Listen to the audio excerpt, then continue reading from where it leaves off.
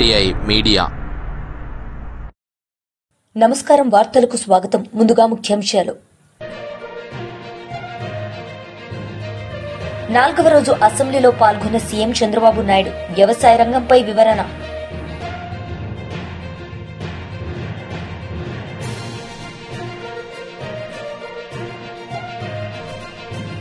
BJP రాష్ట్ర అధ్యక్షుడు Ramachandra Rao media సమావేశం. పలు అంశాలపై వివరణ.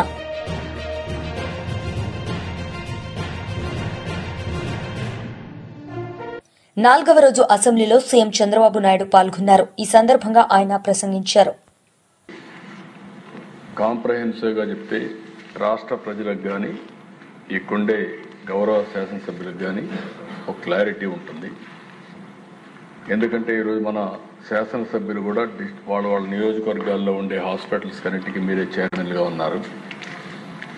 చైర్మన్గా ఉన్నప్పుడు మీరు కూడా ఈ సబ్జెక్టులను అర్థం చేసుకోగలిగితే మనం ప్రజలకి మెరుగైనటువంటి ఆరోగ్య ఏర్పాట్లు చేసే అవకాశం ఉంటుంది. ఇక్కడ కూడా దేశం టైటిల్ మీరు చూస్తే ఆరోగ్య ఆంధ్రప్రదేశ్ కావాలన్నది మనందరి ఆకాంక్ష. దానికోసం టోటల్గా మీరు ఒకసారి చూసినప్పుడు next slide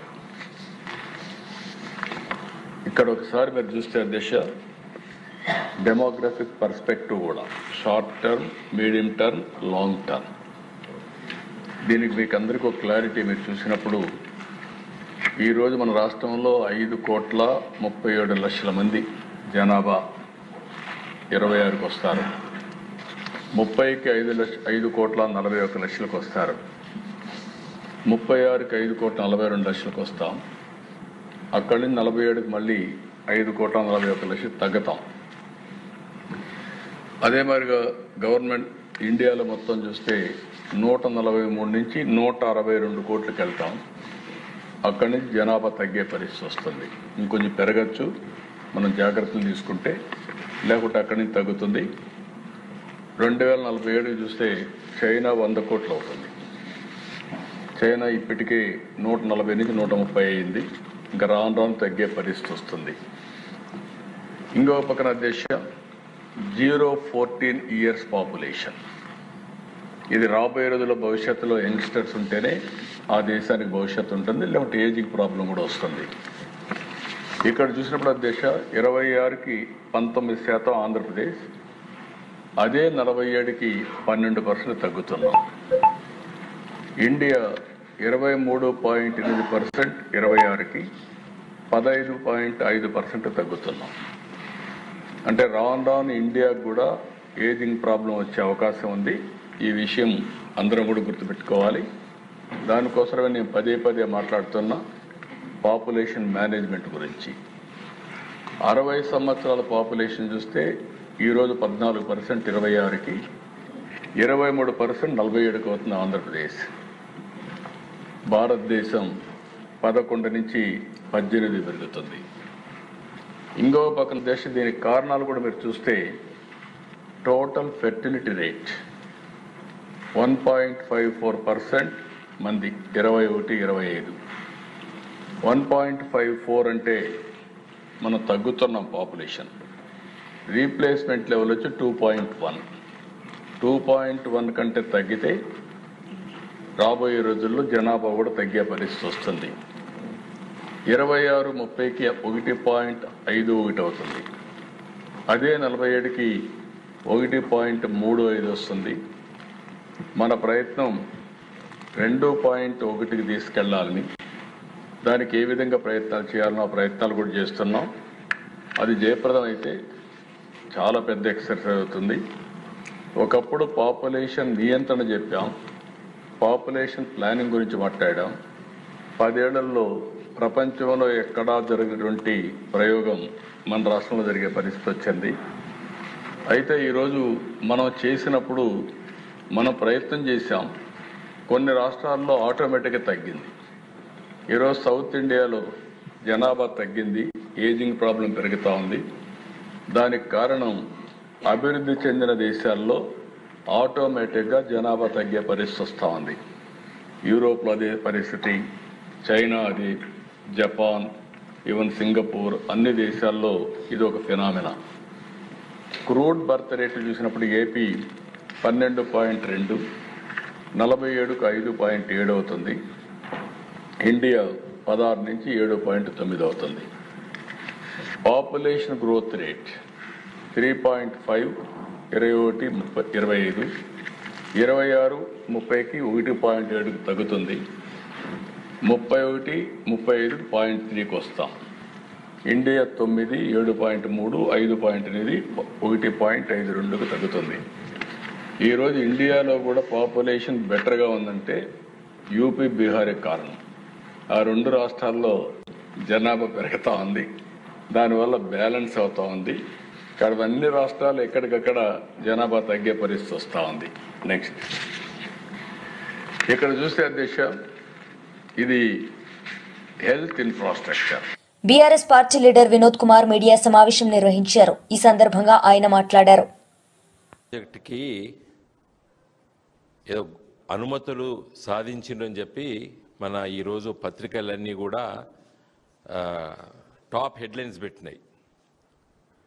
Sammakka Sarakka barrage అంత గొప్ప అనుమతులు ఏంది, అసలు ఏంది, ఏం సాధించాడు రేవంత్ రెడ్డి గారి ప్రభుత్వము, ఉత్తమ్ కుమార్ రెడ్డి గారు అని చెప్పి నేను కొంచెం లోతుగా దాన్ని చదవడం జరిగింది. ఏం తీసుకొచ్చిందంటే 50 ఎకరాల ముంపుకు అనుమతులు ఇస్తామని ఒప్పుకుంటే అంత పెద్ద ప్రచారం. ఎన్ని 50 ఎకరాల ముంపుకు ఛత్తీస్గఢ్ ప్రభుత్వము అనుమతి ఇవ్వడానికి సుముఖంగా ఉన్నదని చెప్పి ఆ మంత్రి చెప్తే ఇవాళ దానికి అంత పెద్ద ప్రచారం మరి తెచ్చుకున్నది రేవంత్ రెడ్డి గారి ప్రభుత్వం. ఇలా సమ్మక్క సారక్క బ్యారేజ్కి అనుమతులు అంటే నేను ఏదో చాలా ఏమొచ్చిందబ్బా, ఎన్ని డబ్బులు వచ్చినాయి, ఏమొచ్చినాయి.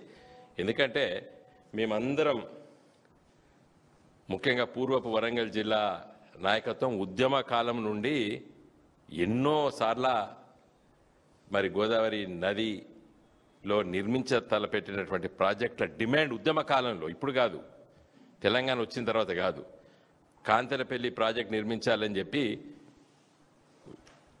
దాదాపు 1000 మందిని తీసుకెళ్ళి ఎండాకాలంలో గోదావరి నదిలో దిగి మరి అక్కడ కార్యక్రమాలు జరిపినాం ఆ రోజు. సో ఈ విషయానికి వస్తే ఏం సాధించాడు, 50 ఎకరాల ముంపుకు గురైతున్నది ఏది, సమ్మక్క సారక్క బ్యారేజ్ నిర్మాణం వల్ల. బీజేపీ రాష్ట్ర అధ్యక్షుడు రామచంద్రరావు మీడియా సమావేశం నిర్వహించారు. ఈ సందర్భంగా ఆయన మాట్లాడారు. అది సరిపోదు కాబట్టి హైట్ పెంచితే ఎక్కువ ఎక్వేషన్ కావాలని చెప్పేసి ఈ ప్రయత్నం చేస్తాను. మరి మన ఒక ముఖ్యమంత్రి గారు వారు ప్రతిసారి ఢిల్లీ పోతారు. మరి వారు ప్రియాంక గాంధీ గారితోనో, సోనియా గాంధీ గారితోనో, రాహుల్ గాంధీ గారితో మాట్లాడి పక్కన ఉన్నటువంటి ప్రభుత్వాన్ని, వాళ్ళ పార్టీ ప్రభుత్వం మా తెలంగాణకు నష్టం అవుతుందని చెప్పి ఒక మాట మాట్లాడలేదు. ఒకటేదో ప్రాజెక్టు మీద మాట్లాడతారు కానీ అక్కడ వాళ్ళ ప్రభుత్వం చేస్తుంది కాబట్టి వాళ్ళ మీద మాట్లాడరు. నేను ఈ ప్రభుత్వాన్ని అడుగుతా ఉన్నాను, మీరు గతంలో ఏదైతే తెలంగాణకు బీఆర్ఎస్ ప్రభుత్వం ఏదైతే నష్టం చేసిందో నీటి వాటా విషయంలో కానీ, నీటి యొక్క సంబంధించిన దాంట్లో కానీ మీరు సేమ్ అదే కంటిన్యూ చేస్తూ ఉన్నారు. ఈ ఇద్దరు కూడా కలిసి తెలంగాణ ఒక నీటిపై వీళ్ళు దాడి చేస్తూ ఉంటే మాట్లాడకుండా కూర్చో ఉన్నాను. నీటిని దోచుకుంటున్నది ఈరోజు కర్ణాటక అక్కడ. కాబట్టి దాన్ని ఆపే ప్రయత్నం ఈ ప్రభుత్వం చేయట్లే. ఎన్నోసార్లు మీరు కలుస్తూ ఉంటారు, ఢిల్లీలో అటు ఇటు మీ ప్రభుత్వం ఎక్కడ, కేంద్రంలో మీ నాయకులతో మీరు కలుస్తూ ఉంటారు. మీకు ఓస్కార్ అవార్డు ఇవ్వాలి అని చెప్పింది. మరి ఇటువంటి దాంట్లో అవార్డు తీసుకోవాలి కానీ తెలంగాణకు అన్యాయం చేసేటటువంటి ఒక ఈ పరిస్థితి ఎందుకు వచ్చింది ఈరోజు మనం మాట్లాడలేదు. మా బాధ ఏంటంటే ఈరోజు ప్రభుత్వం ఏం చేస్తుంది, సుప్రీంకోర్టులో ఇంతవరకు దీనిపైన ఏదైనా ఇంప్లీట్ పిటిషన్ లేకుండా అక్కడ ప్రయత్నం ఏం చేసిందా. అటు బీఆర్ఎస్ ప్రభుత్వం కూడా, ఈ రెండు ప్రభుత్వాలు కూడా ఈరోజు తెలంగాణకు అన్యాయం చేసినటువంటి పార్టీలే. తెలంగాణకు ఈ ఒక రెండు పార్టీలు ఎక్కడ కూడా లాభం జరగలే.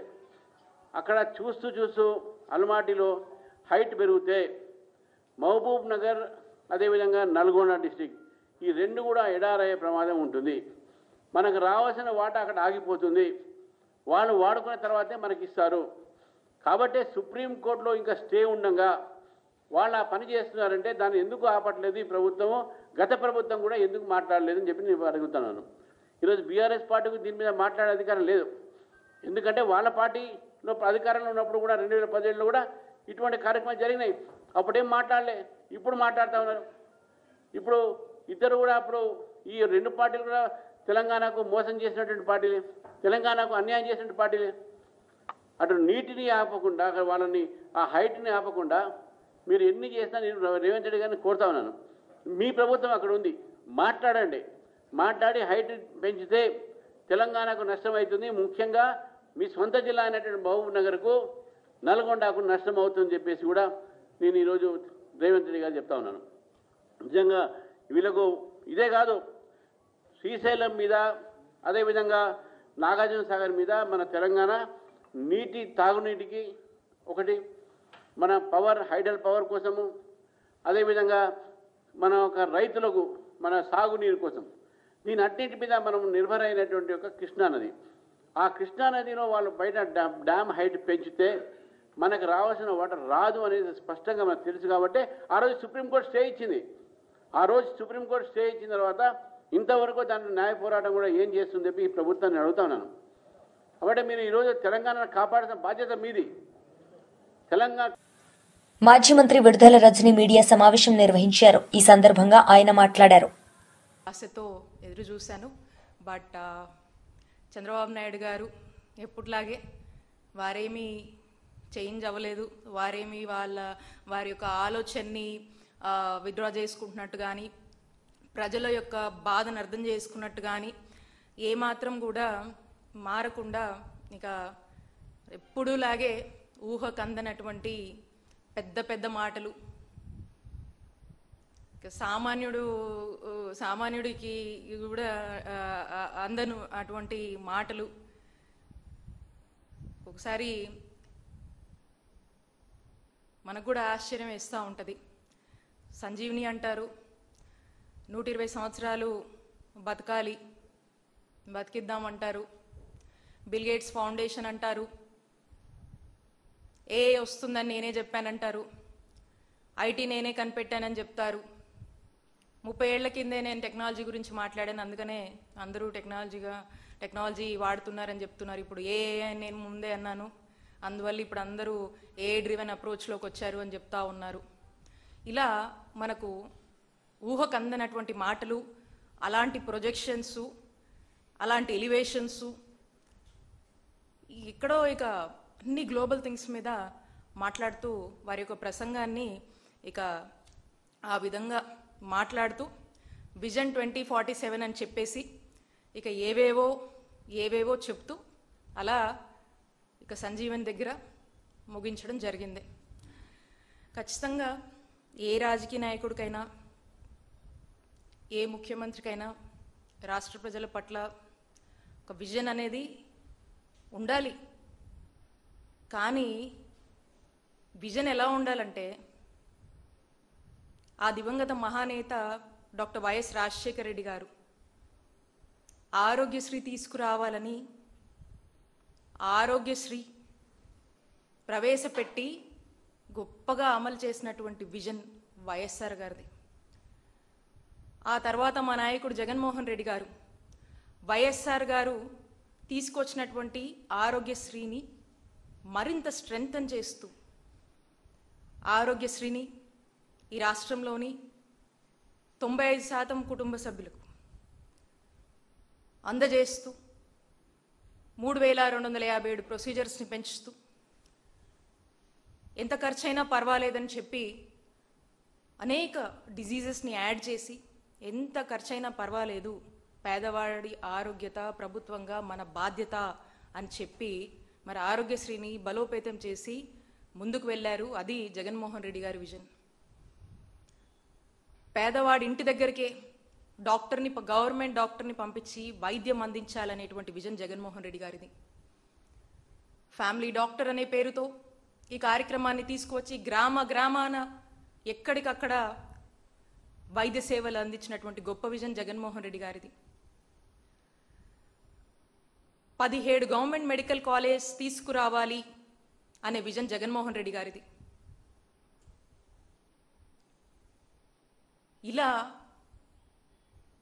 గొప్ప గొప్ప revolutionary steps, reforms, revolutionary changes, అనేక కొత్త ఇనిషియేటివ్స్ తీసుకువచ్చి ఈ విజన్తో జగన్మోహన్ రెడ్డి గారు, ఇది విజన్ కమ్ ప్యాషన్ అంటారు దీన్ని.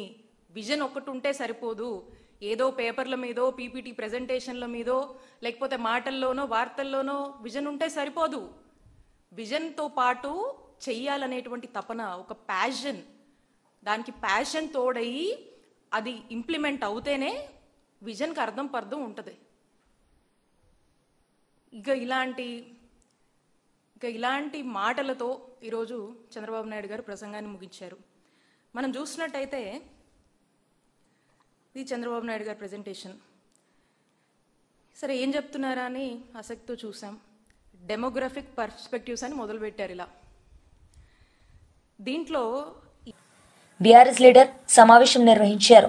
ఈ సందర్భంగా ఆయన మాట్లాడారు.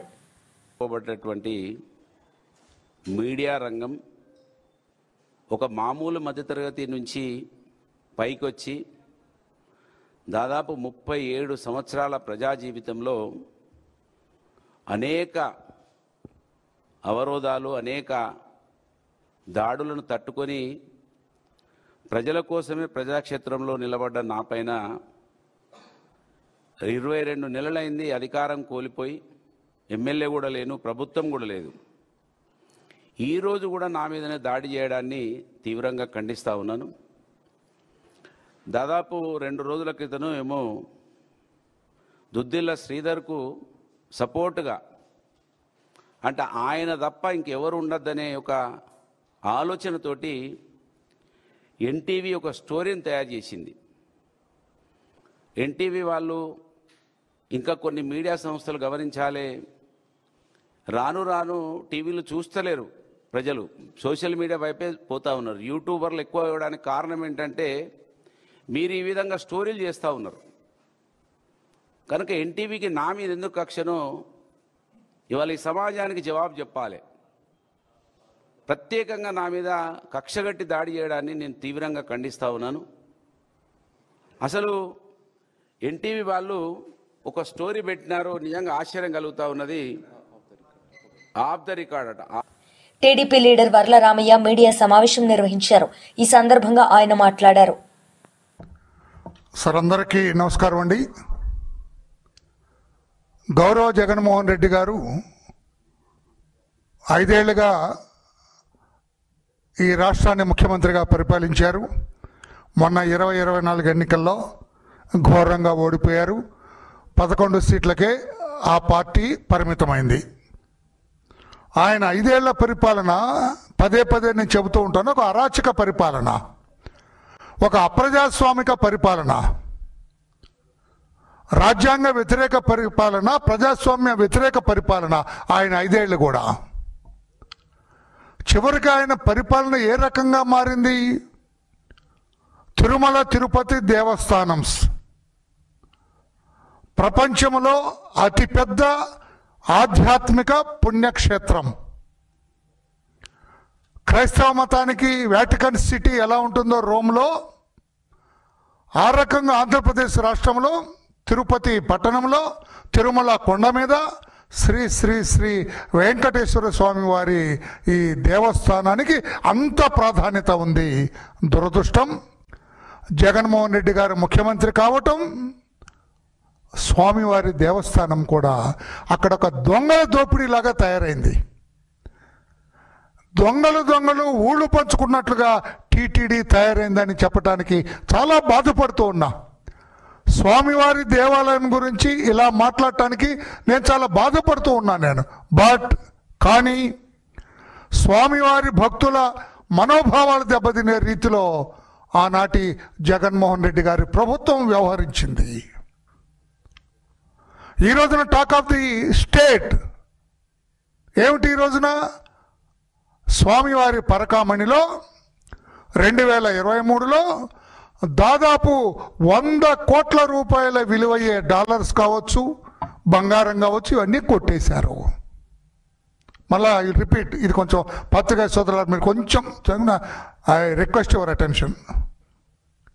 2023లో స్వామివారి పరకామణిలో ఒక వ్యక్తి, అతని పేరు కూడా రవికుమార్, పెద్ద జిఎం గారు మఠం నుంచి వస్తాడు అతను. ఈ కౌంటింగ్ జరిగేటప్పుడు పరకామణిలో అతను దాదాపు 100 కోట్ల రూపాయలు, 100 కోట్లండి కొట్టేశాడు. అతను కొట్టేసి ఆస్తులు కొనుక్కున్నాడు. తర్వాత ఒక వ్యక్తి ఇతను అనుమానించి, ఇతను మాట్లాడటానికి కూడా చాలా కొంచెం జుగుప్సాకరంగా ఉంది మాట్లాడటానికి, అవి శరీరంలోనే ఒక చోట కింద నుంచి ఆ డాలర్స్ దాచుకొని వెళ్ళారని అంటారు.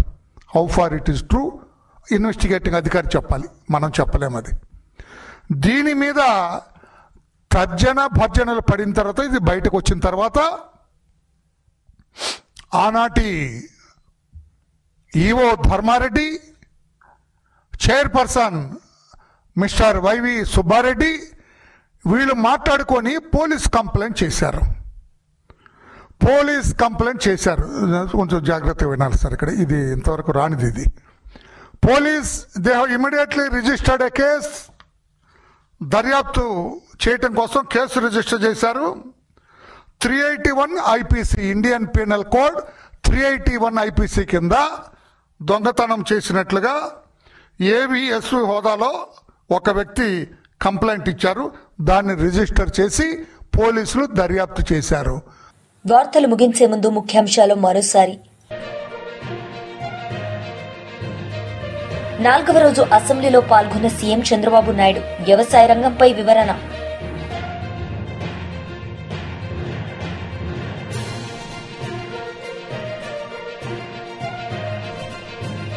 బీజేపీ రాష్ట్ర అధ్యక్షుడు రామచంద్రరావు మీడియా సమావేశం, పలు అంశాలపై వివరణ.